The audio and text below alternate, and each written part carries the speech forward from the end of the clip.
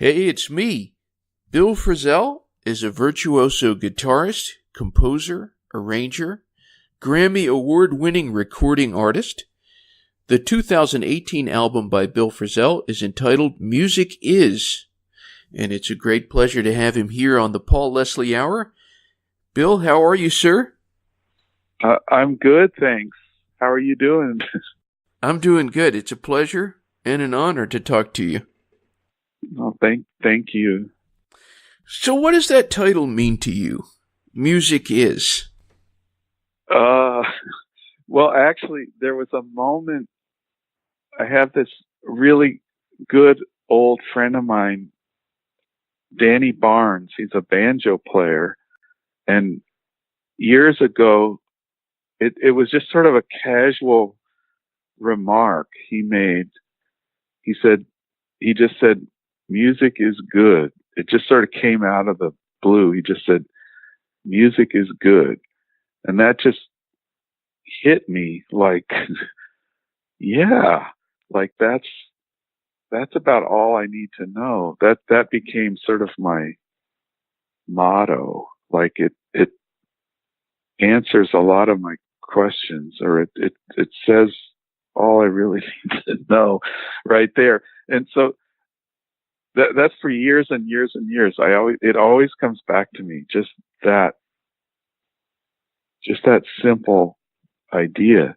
And so there was a moment I was thinking about calling this album Music Is Good, but then I don't know what, I just reeled it back a little bit and left it a little bit more open. Just Music Is. I don't know if that makes any sense to anybody or not, but that's how I got there. Simplicity is good, I think. Yeah, see? There you go. I could use that too. So tell me, would you say that this album, when you compare it to the others, do you think it differs from the others? Well, in what way? Oh boy. Yeah, that's like recording it's a strange, you're dealing with time, like the way it captures this one little moment. It's like this little slice of time and you're freezing it. And in reality, music to me, it's this ever evolving, constantly changing. It's always in flux. It's always in process. So it's a little, when you record, it's a weird thing because it's like, it's just a snapshot of this one moment. And so in a way, it is different. It's another moment captured, but then at the same time, it's part of this. I mean, I've been so lucky to record as much as I do. Because for me personally, I'm thinking of it, it's almost like one giant, all the albums I've done and all the recording I've done, it's almost like one giant album in a way, and it never feels like it's finished. Each time I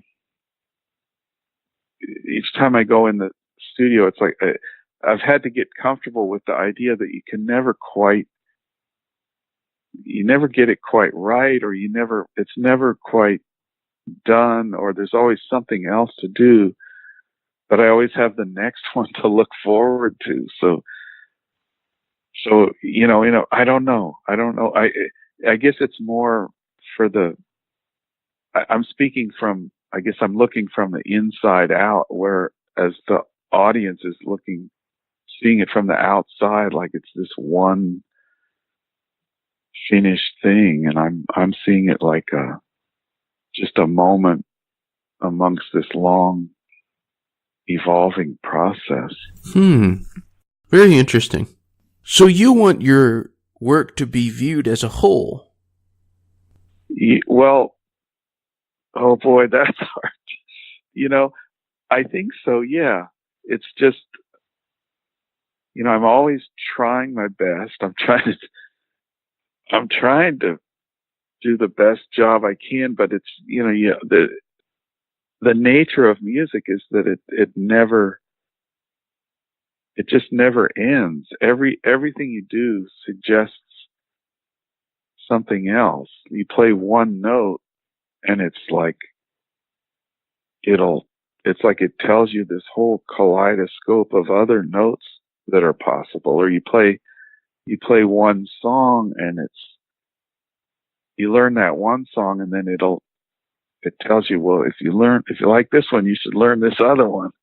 And it just keeps going and going and going like that. And you never finish it. So I guess part of the process for me as I get older, all along, it's you have to be comfortable with this feeling of, wow, you're never gonna get it right. You have to just enjoy being in the moment of doing the work, and it can be the weight of thinking about what you're never going to get done. It can be overwhelming at times. I guess it's true with almost anything really. But music really seems to put it right in your face that it's a humbling endeavor, I think. Would you say that there's a theme when you look at your albums that goes through your work? Well, it's not conscious really. I mean, that's another thing I'm not really trying for there to be a theme, but I think just instinctually, I mean, I can recognize, I'll go off on there's all these possibilities of paths to go down, or different roads, different directions you can take. Or it's like, sometimes I'll describe it like you're in a forest and you're in a tree and there's all these branches and you're sort of climbing around from one to another, and then you'll go over to another one. But I'm not sure about the actual other than I just try to stay true to what is interesting me at the moment, or what I love. I mean, that's the only theme there is for me. It's just like, it's not hard to stay in, there's always something to be interested in or curious about. And I'm just always looking for the next thing. And I'm not sure how that appears. Again, if you look at the whole, however many albums I've made, I don't know if there's there might be some kind of story in there. I mean, you definitely, as I get older, there's melodies and things will come back to me from my past. That's pretty interesting too. As I play,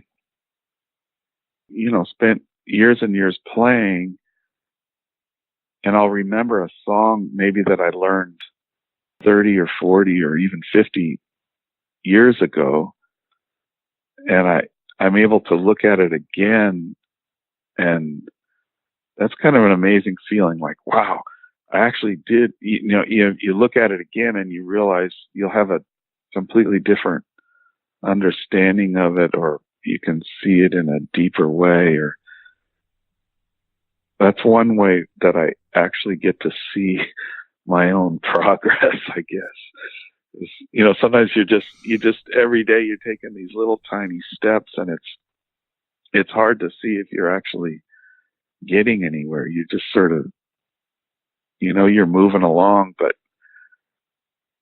you're not quite sure where it's all going. But that's been interesting lately. You know, like real obvious example would be like a Beatles song that I might have played or heard when I was in ninth grade or something, and then I'll look at it now and it's like just an extraordinary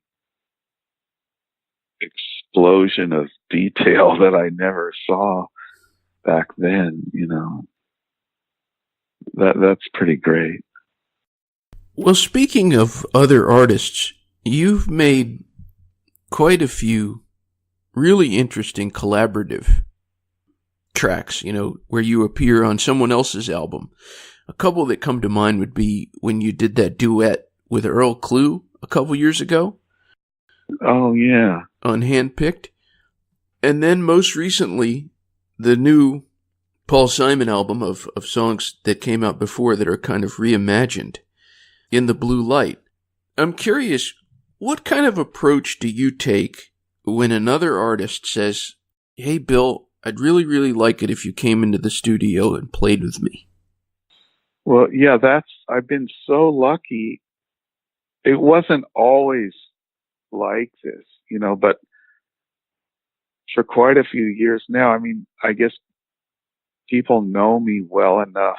Like when Paul Simon called me up to play, he wanted me, the person, he wasn't just looking for a guitar player to play a particular part. You know, he wanted my personality and my sound, and that's, you know, so I feel like I've been really, really lucky in that regard, so when I went, you know, most of the things I have the opportunity to do, I know I'm being called because they want me and they're expecting me to just be myself, and whatever that is.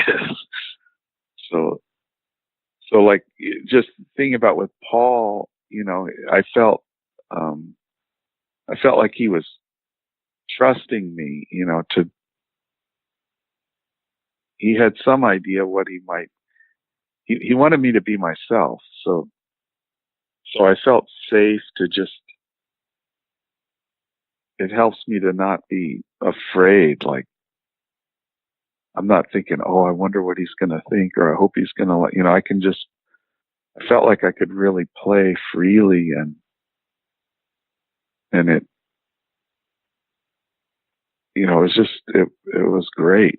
And speaking of, you know, I was talking about what an amazing thing that, you know, hearing his music, that was some of the music that got me wanting to play the guitar in the first place. You know, like when I first when I guess I was in 8th or 9th grade, and I got an acoustic guitar, and that was around the time when, you know, Simon and Garfunkel was first coming out. Some of the first records I bought were those, and hearing that sound, and it just seems like sometimes I think I must be dreaming or something. Like, how could it possibly have gotten?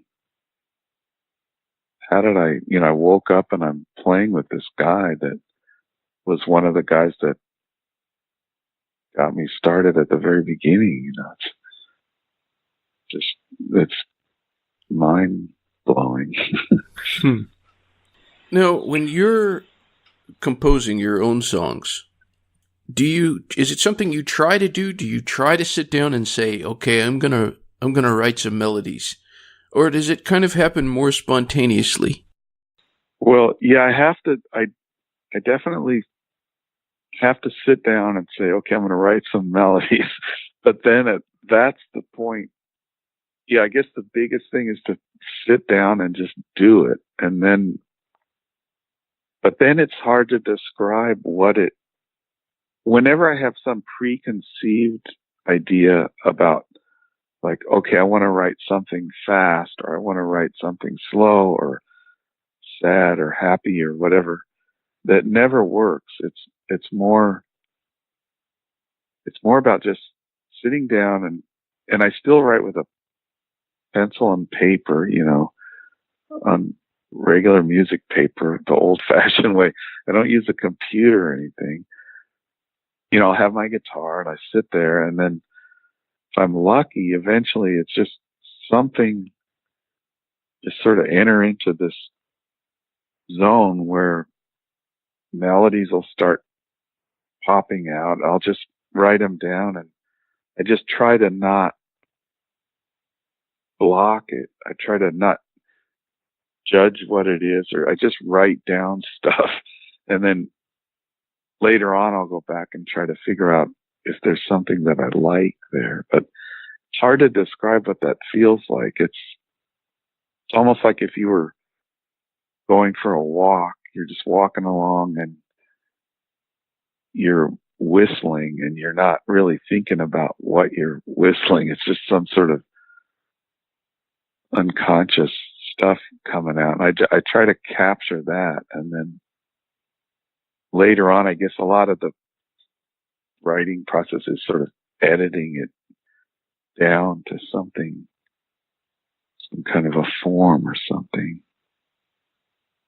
That's always hard to describe what it feels like when you're in that. It's a great feeling when it's happening, though. Now, I want to be courteous to the next journalist. I understand you have an interview after this, correct? Oh, yeah. We still have a couple minutes, I think. So. Okay, so I cut, but I was late for you, so it's okay. Don't worry about it. It's okay. All right. I want to be a nice guy. No, you are. So I'm just curious, something that I've really enjoyed that you've done, not only like the duet that you did with Earl Klugh, but sometimes you will interpret the standards, the songs that everybody knows, and I think you've done so beautifully. Moon River, When You Wish Upon a Star. When people really listen to them, they really understand why those songs have lasted. So I'm hoping you can tell us a little bit about what you think about the American Songbook. And for that matter, I mean, a lot of these songs were composed by people around the world. We could call it the International Songbook. What do you think of the standards? Yeah. Well, yeah, well, the songs you mentioned right there,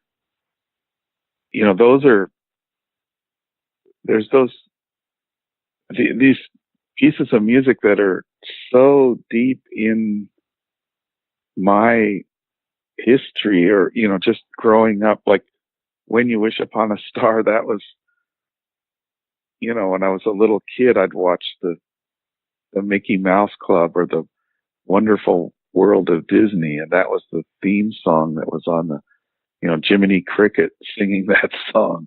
Or, Moon River's one of those songs that's just been, in my lifetime, it's just a part of the fabric of what,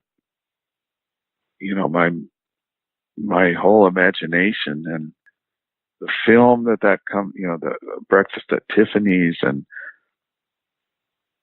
so when I play those songs like that, there's a huge, it's not just the notes and there's the words that I'm thinking, maybe I don't even know all the words, but I'm getting impressions from some of the words that are coming to my mind, or memories of where I was when I first heard the song, or memories of the film that it's associated with, or songs like that. There's so much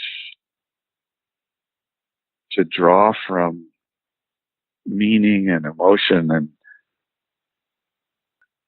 it's way more than just the notes and the chords, So I think, and then everyone has their own. I've got the songs that resonate with me. I think everyone probably has their own. Well, I know everyone has their own experience with that, with whatever they've heard throughout their lifetime.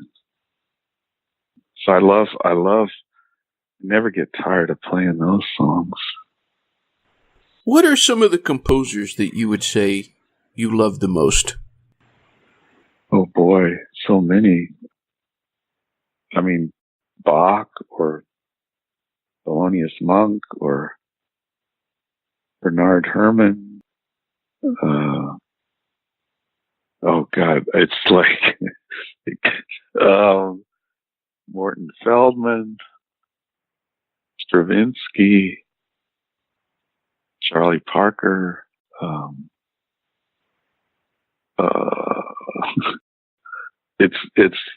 That's like gigantic. Thelonious Monk is that every 5 seconds it seems like he comes into my mind like something old, how did he do that? Bob Dylan or Paul McCartney and John Lennon, and it goes on and on and on and on. It's incredible music. It's just, even just thinking about the guitar, not even a composer, but thinking about just the guitar as an instrument, thinking that Segovia and Jimi Hendrix and Derek Bailey and Jim Hall and Wes Montgomery and George Harrison and Chet Atkins, they all played the exact same instrument, tuned the same way, and it's like, whoa, wait a second. Think of all that music that came out of those 6 strings, it's mind-boggling. It's wild. Yeah. Could you tell us a little bit about Lee Townsend? He's collaborated with you quite a few times in terms of making albums, including this one, Music Is. Yeah, I mean, he's been such an important... I actually met him. He was working at ECM Records in New York. That's where I first met him.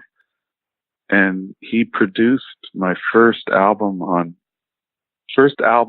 with my own band. Right, it was right after I had finally put together my own group, and he produced that album. And then, so that was like 1980. Can't believe it's that long ago, but 86 or something like that. That's when we first met. Yeah, it was called Look Out for Hope was the name of the album. Yeah, 87. Wow. So it's more than 30 years. And then he left ECM, and he's been my manager and produced a lot of, not every one of them, but a good percentage of my albums he's produced. So it's, he's like, it's a weird, not weird, but it's like a business manager and a friend and a producer. I guess he's mainly my friend. I would put that at the top of it. So, but then he also happens to do all my business stuff, and his wife Phyllis, I think you might have talked to her setting up the interview. That's his wife. And she works they have, business together, management and production stuff. So it's like a long, long, long relationship with those guys. They say that there's no such thing as a silly question if you really want to know the answer. So I really want to know, I'm very curious here. Have you ever heard the visual artist, the cartoonist Gary Larson? Have you ever heard him play guitar? Oh, yeah. I've spent many, many hours playing guitar with him, actually. He's a really good friend of mine, too. So he's a great guitar player. So that's not a silly question at all. No, he's way into, I actually met him through Jim Hall. That's how I went to see Jim Hall play in Seattle, and they had been friends for quite a while, and Jim introduced me to Gary, and right away we got together and just started playing. I go over to his house, and I'm not living in Seattle now, but I used to live just very close to where he was in Seattle, so we just get together and play tunes together. He's really serious about guitar. He doesn't play very, very, very rarely, maybe almost never plays out in public, but he practices all the time, and he's totally into playing, So. Interesting. Well, as we wrap up here, what would you say is the best thing about being Bill Frisell? Oh, man.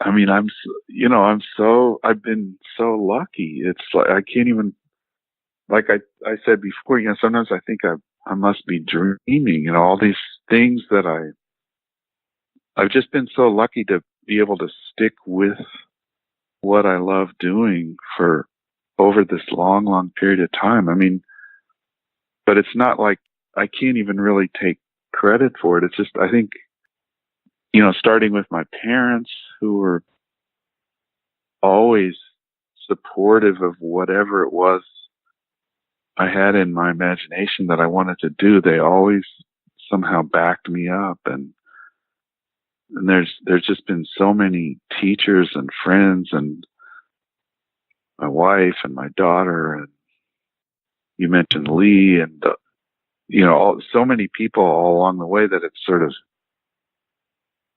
helped me along with what I wanted to do. So that's pretty amazing. I never, it's not, I don't know. I just stuck with what I wanted to do, and I've been really lucky that I haven't been derailed too many times. Well, I always like to let my guests just take the stage at the end. Take the microphone. I know that you have people listening in who are fans of yours, and also people who are just getting exposed to your solo recordings. So, for anyone who's listening in closing, what would you say to them? Well, you started out, didn't we talk about music is good? That's about all. That's all I need to know. Maybe I really believe that, I think I wish, it makes me sad, sometimes.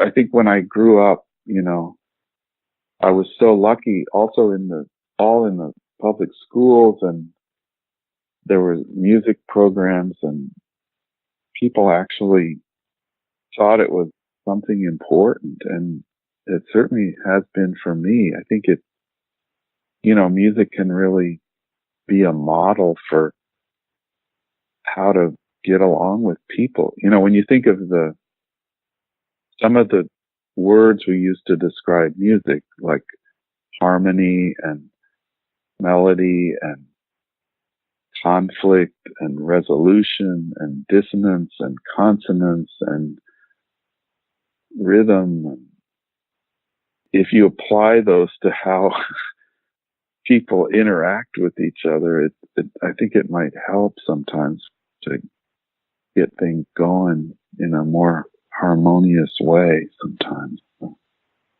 I don't know. Music is good. I like it. For anyone out there, if they want more information, you can always visit billfrisell.com, and that's spelled Frisell. I really appreciate this chance to talk to you. Thank you very much. Well, no, thank you. It was fun. Good talking. All right, sir. All right. See you around. I hope so. Take care. All right. Till next time. All right. Thanks.